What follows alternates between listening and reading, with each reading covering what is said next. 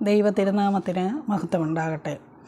ഇന്ന് നമുക്ക് ചിന്തിക്കാം, യേശുതമ്പുരാൻ തൻ്റെ ഏറ്റവും വലിയ പ്രഭാഷണമായ ഗിരിപ്രഭാഷണത്തിൽ പറഞ്ഞിരിക്കുന്ന, സർമൺ ഓൺ ദ മൗണ്ടിൽ പറഞ്ഞിരിക്കുന്ന 8 വാക്യങ്ങളിൽ ആദ്യത്തേതായ ആത്മാവിൽ ദരിദ്രരായവർ ഭാഗ്യവാന്മാർ, അത് നമുക്കൊന്ന് ചിന്തിക്കാം. ഏറെ നാളായി ഞാൻ മനസ്സിൽ കൊണ്ടു നടന്ന ഒരു വിഷയം തന്നെയാണിത്.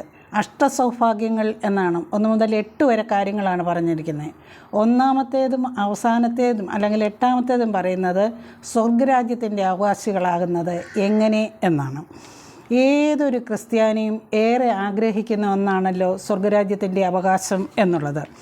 പരിശുദ്ധ പിതാക്കന്മാർ പീഡനമേറ്റതും വളരെ മൃഗീയമായി പീഡനമേറ്റതും കഷ്ടതയിലൂടെ പോയതും രാപകലില്ലാതെ വചനവുമായി നടന്നതും അതുപോലെ തന്നെ കൊല്ലപ്പെട്ടതും എല്ലാം നമുക്കറിയാം അവർ സ്വർഗരാജ്യത്തിൻ്റെ അവകാശികളാകാൻ വേണ്ടിയിട്ടാണ്.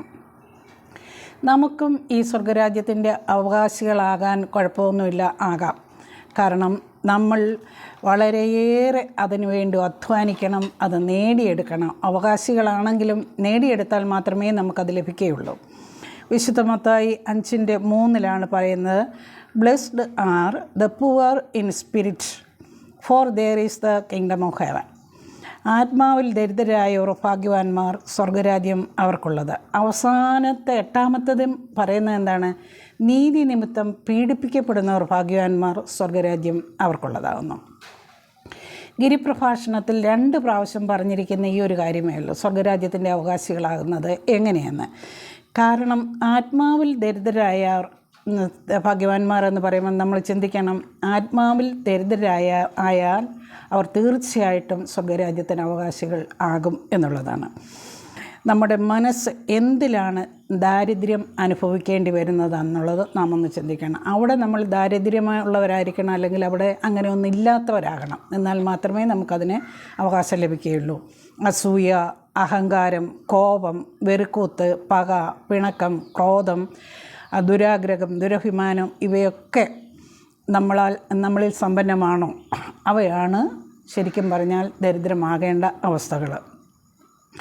അങ്ങനെ നമ്മളത് തീർച്ചയായിട്ടും ഇല്ലാതായാൽ ഇല്ലാതാകുന്നത് അവനവൻ്റെ മനസ്സിനെ ക്രമപ്പെടുത്തുന്നതിലൂടെയാണ്. എന്ന് പറഞ്ഞാൽ ഏത് സമയത്തും കർത്താവ് നമ്മെ സ്വീകരിക്കും, ഉറപ്പാണ്. റോമർ 8:26 പറയുന്നുണ്ട്, അവണ്ണം തന്നെ ആത്മാവ് നമ്മുടെ ബലഹീനതയ്ക്ക് തുണം നൽകുന്നു എന്ന്. അപ്പോൾ നമ്മൾ ചിന്തിക്കണം, ഏത് നേരത്തും നമ്മുടെ ആത്മാവിനകത്ത് വളരെ സമ്പന്നമായ നല്ല സമ്പന്നമായ കാര്യങ്ങൾ വരാം, മോശമായത് സമ്പന്നമായിരിക്കുന്ന അവസ്ഥയും വരാം. നമുക്കറിയാമല്ലോ, കുരിശിൽ കിടന്ന കള്ളന് മാറ്റം വന്നു, ലാസ്റ്റ് മിനിറ്റാണ്. ഏറ്റവും ഭീകരനും കള്ളനും ദുഷ്ടനും കൊലപാതകയുമായ ബറബാസിന് മാറ്റം വന്നു. അതുപോലെ തന്നെ പാപിനിയായ സ്ത്രീക്ക് മാറ്റം വന്നു. യേശുവിനെ കുരിശിൽ തറയ്ക്കാൻ നേതൃത്വം കൊടുത്ത ശതാധിപന് മാറ്റം വന്നു. അപ്പോൾ എന്നാൽ നമ്മളൊന്ന് ചിന്തിക്കണം, യേശുവിൻ്റെ കൂടെ നടന്ന യൂദാസ് തൻ്റെ ശിഷ്യനായിരുന്നു, എന്നിട്ടും കൂടെ നടന്നിട്ടും മാറ്റം വന്നില്ല. അവൻ്റെ ആത്മാവ് പണത്തെ മാത്രം നേടാനുള്ള സമ്പന്നതയിൽ ജ്വലിച്ചു നിന്നിരുന്നു എന്ന് വേണമെങ്കിൽ നമുക്ക് പറയാം. ആത്മാവിൻ്റെ ദാരിദ്ര്യം ഒരിക്കലും യൂദാസ് അനുഭവപ്പെട്ടിരുന്നില്ല. ദുഷ്ടതയും അഹങ്കാരവും കൂട്ടി നിറച്ച് അതിൻ്റെ സമ്പന്നതയിലൂടെ കടന്നു പോകുമ്പോൾ നാം ക്രമേണ പ്രത്യേക ഒരു മാനസിക അവസ്ഥയിലേക്ക് മാറ്റപ്പെടാറുണ്ട്. അതിൽ നിന്ന് കരകയറാൻ, ആ മാനസിക അവസ്ഥയിൽ നിന്ന് നമുക്ക് കരകയറാൻ ഭയങ്കര പ്രയാസമാണ്. അതിൻ്റെ ഒരു ലാസ്റ്റ് സ്റ്റേജാണ് ഈ ഡിപ്രഷനും അതുപോലെ സൂയിസൈഡും ഒക്കെ. അപ്പോൾ നമുക്ക് ആ ഡിപ്രഷനെക്കുറിച്ച് ഒരുതരം വല്ലാത്ത നിരാശയെക്കുറിച്ച് നമുക്കൊന്ന് ചിന്തിച്ചു പോകാം. പലതരത്തിലും ഈ ഡിപ്രഷൻ നമ്മെ ബാധിക്കാറുണ്ട്. ലോകപ്രകാരം എല്ലാം നേടി, ഇനി ഒന്നും നേടാനില്ല, ഇനി ഒട്ടും നേടാൻ കഴിയുകയുമില്ല. അതിൻ്റെ അപ്പുറത്തോളം നമ്മൾ എത്തിക്കഴിഞ്ഞു. ഇപ്പോൾ ഉള്ളതിനോടെല്ലാം ഒരു മടുപ്പായി അല്ലെങ്കിൽ അതൃപ്തിയായി, മനസ്സിനെ നിയന്ത്രിക്കാൻ പറ്റാത്ത ഒരവസ്ഥയിലായി. എല്ലാത്തിലും ദുഃഖം തോന്നുക, വെറുപ്പ് തോന്നുക, അനിഷ്ടക്കേട് കാണിക്കുക, കോപം വരിക. അങ്ങനെ അവസാനം അവർ തിരഞ്ഞെടുക്കുന്ന ഒരവസ്ഥയാണ് മരണം. അത് അവർക്ക് തന്നെ അറിയത്തില്ല എന്തിനവർ അത് തിരഞ്ഞെടുത്തു എന്ന്. ക്ലിയോപാട്രയെക്കുറിച്ച് കേട്ടിട്ടുണ്ടല്ലോ. അല്ല, BC 39 69 ജനിച്ച വ്യക്തിയാണ്. അപ്പോൾ ആ 60 BC ജനിച്ചിട്ട് പോലും ഇപ്പോഴും അവളെപ്പറ്റി പുസ്തകങ്ങളിലും എല്ലായിടത്തും കിടപ്പുണ്ട്. കാരണം അവൾ ഒരു പ്രത്യേക ഒരു സ്ത്രീ ആയിരുന്നു എന്ന് പറഞ്ഞാൽ ആരെയും വശീകരിക്കുന്ന സൗന്ദര്യവുമായിട്ട് ജനിച്ചവളായിരുന്നു ക്ലിയോപാട്ര. നിഗൂഢതയുടെ രാജ്ഞി എന്നാണ് അവളെക്കുറിച്ച് പറഞ്ഞിരിക്കുന്നത്. അതുപോലെ തന്നെ വളരെ ബുദ്ധിമതിയായ സ്ത്രീയും ആയിരുന്നു. ഈജിപ്ഷ്യൻ റാണി, അഹങ്കാരിയായ സുന്ദരി, സൗന്ദര്യത്തിൻ്റെ മഹാറാണി, ജൂലിയസ് സീസറിൻ്റെ ഭാര്യ, പിന്നീട് മാർക്ക് ആൻ്റണിയുടെ ഭാര്യ. അവളെ ഒന്ന് കാണാൻ കൊതിച്ച് ആരാധകർ കാത്തു നിന്ന അവസ്ഥയിലാണ് അവൾ സത്യത്തിൽ ആത്മഹത്യ ചെയ്യുന്നത്. ക്ലിയോപാട്ര വളരെ ആരാധകരുള്ള ഒരു സ്ത്രീയായിരുന്നു. അവൾ ശരിക്കും പറഞ്ഞാൽ ഡിപ്രഷൻ്റെ അടിമയായിപ്പോയി. കടുത്ത മാനസികാവസ്ഥയിലേക്ക് മാറി. നിരാശ മാത്രം, കടുത്ത നിരാശ, മുന്നോട്ട് പോകാൻ വയ്യാത്ത ഒരവസ്ഥയിൽ എത്തി.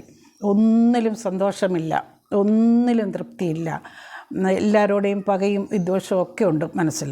അവസാനം വെറും 39-ാമത്തെ വയസ്സിൽ അവർ കരിനാഗത്തിനെ കൊണ്ട് സ്വന്തം ശരീരത്തിൽ കൊത്തിച്ച് മരണത്തിന് കീഴടങ്ങി. ഒന്നും നേടാതെ മരിച്ചു എന്ന് വേണമെങ്കിൽ നമുക്ക് പറയാം.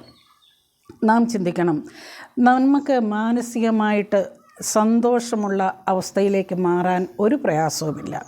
അതുപോലെയുള്ള മോശമായ അവസ്ഥയിൽ എത്തുന്നതിന് മുമ്പ് നമ്മൾ ആത്മാവിൽ ദരിദ്രരായാൽ മതി. എങ്ങനെ? നമുക്ക് ദൈവം തമ്പുരാൻ ദാനമായി തന്ന ഒരു സ്പിരിച്വൽ പവർ നമ്മുടെ ഹൃദയത്തിലുണ്ട്, നമുക്ക് തന്നിട്ടുണ്ട്.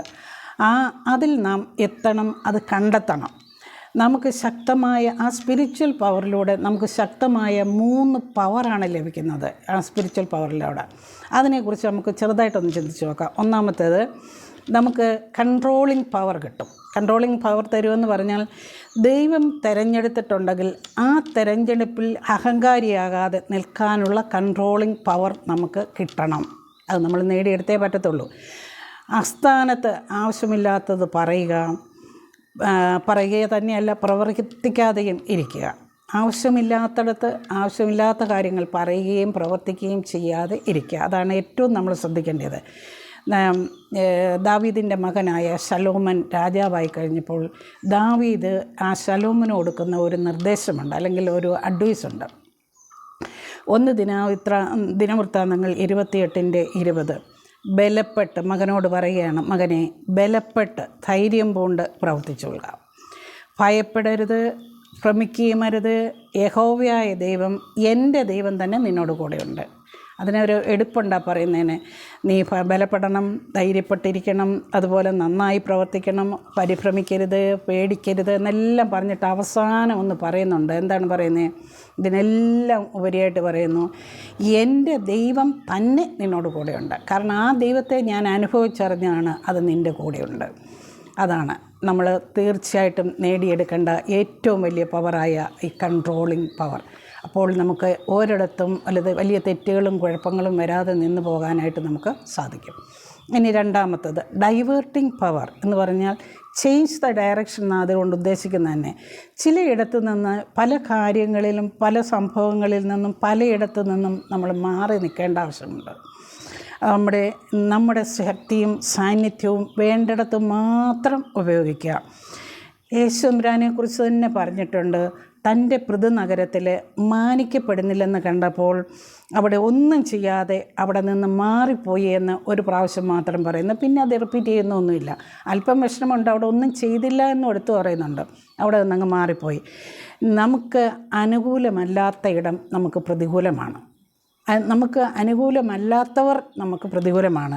അതുകൊണ്ട് ചേഞ്ച് ദ ഡയറക്ഷൻ എന്നാണ്, മാറിപ്പോവുക അല്ലെങ്കിൽ മാറി നിൽക്കുക. പക്ഷേ ആ സമയത്ത് ദൈവം നമ്മോട് കൂടെ ഉണ്ടായിരിക്കണം. അതിനാണ് കൺവേർട്ടിംഗ് പവർ അല്ലെങ്കിൽ ഡൈവേർട്ടിംഗ് പവർ നമ്മൾ നേടിയെടുക്കേണ്ടത്.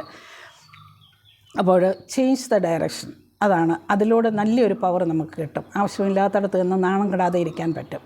ഇനി മൂന്നാമത്തത് ഫീലിംഗ് ഓഫ് പവർ. നമുക്ക് ആ ശക്തി നമ്മൾ അനുഭവിച്ച് നേടിയെടുക്കണം. നമ്മുടെ ശരിക്കും ഉള്ളിലൊരു സ്പിരിച്വൽ പവർ ഉണ്ട്. നമ്മളതിനെ ശക്തിയില്ലാതെ ബലപ്പെടുത്താതെ ഇരിക്കുകയാണ്. അത് നമ്മെ ശക്തിപ്പെടുത്തിക്കൊണ്ടേയിരിക്കണം. ശക്തി ചോർന്നു പോകുന്ന സമയത്ത് നമ്മൾ എന്ത് ചെയ്യണമെന്ന് ആലോചിക്കണം. ആലോചന ദൈവത്തോട് ചോദിക്കണം. കഠിനമായ പ്രാർത്ഥനയിലൂടെ, നിരന്തരമായ പ്രാർത്ഥനയിലൂടെ ദൈവത്തോട് ആലോചന ചോദിക്കണം. നമുക്ക് അപ്പോൾ ദൈവം നമ്മെ ശക്തീകരിക്കും. നമുക്കറിയാമല്ലോ, വെറും ഒരു ബാല്യക്കാരിയുടെ മുമ്പിൽ, വെറും ഒരു സാധാരണ പെൺകുട്ടിയുടെ മുമ്പിൽ പൗലോസ്ലീഹ തള്ളിപ്പറയുന്ന രംഗമുണ്ട്. എന്നാൽ ആ പറഞ്ഞ പത്രോസ്ലീഹ തള്ളിപ്പറയുന്ന രംഗമുണ്ട്. ആ പറഞ്ഞ പത്രോസ് ആത്മാവിൽ ശക്തി പ്രാപിക്കുമ്പോൾ പറയുന്നു, എന്നെ കുരിശിക്കുന്നു എങ്കിൽ തല കീഴായിട്ട് തന്നെ കുരിശിച്ചോളൂ എന്ന്. അത് പറയുന്ന ഒരു ബാല്യക്കാരിയുടെ മുമ്പിൽ തോറ്റുപോയ പത്രോസ് നല്ല ഭരണാധികാരികളുടെ മുമ്പിൽ പറയുകയാണ്, എന്നെ കുരിശിതെങ്കിൽ തല കീഴായിട്ട് കുരിശിച്ചോളൂ. അങ്ങനെ തന്നെ അവർ ചെയ്യുകയും ചെയ്യുന്നു.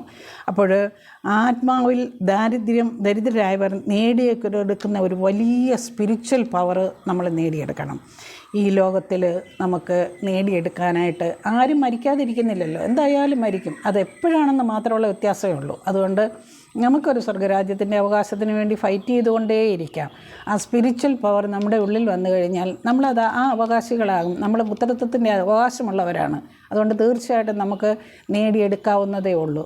ശ്രമിച്ചുകൊണ്ടേയിരിക്കാം എന്ന് പറഞ്ഞാൽ ഈ ലോകത്തിൽ സമാധാനത്തോടെ ജീവിക്കാനും സ്വർഗ്ഗരാജ്യത്തിൻ്റെ അവകാശം നേടിയെടുക്കാനും വേണ്ടിയിട്ട് നമുക്ക് ആത്മാവിൽ ദരിദ്രരാകാം. ദൈവം തമ്പുരാൻ നമ്മളെല്ലാവരും അനുഗ്രഹിക്കട്ടെ. Thank you.